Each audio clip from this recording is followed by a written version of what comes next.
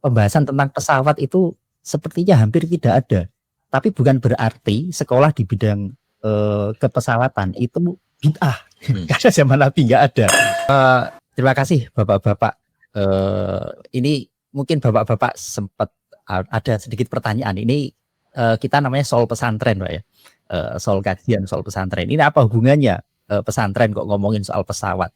Jadi ini kami juga mengkampanyekan sebenarnya, terutama Mas Atung ini, bahwa yang disebut ulama itu bukan hanya orang yang ngaji kitab kuning, yang seperti yang kita lihat di depan ini, yang ngaji tafsir, ngaji fikih, usul fikih. Tidak hanya itu.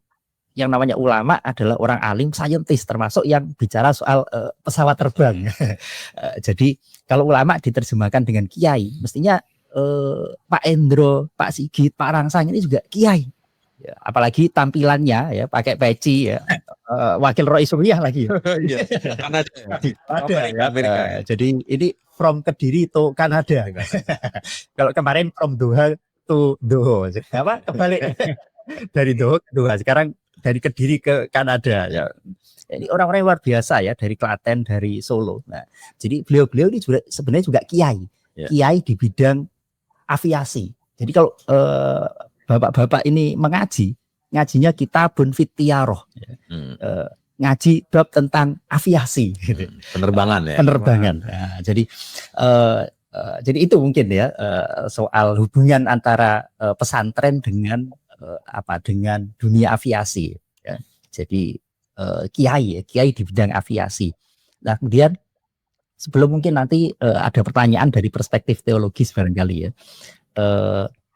Ada dua alasan setidaknya kenapa beliau-beliau juga termasuk bagian dari kiai ya, kiai di bidang aviasi ya. Ya jelas ya, Nabi al ulama warathatul anbiya ya. Ulama itu pewaris para nabi ya. Setidaknya ada dua ayat ya yang mungkin relevan ya terkait dalam hal ini. Yang pertama, kalau kita lihat di Al-Qur'an maupun hadis, memang pembahasan tentang pesawat itu sepertinya hampir tidak ada. Tapi bukan berarti sekolah di bidang kepesawatan itu bid'ah. Karena zaman Nabi nggak ada.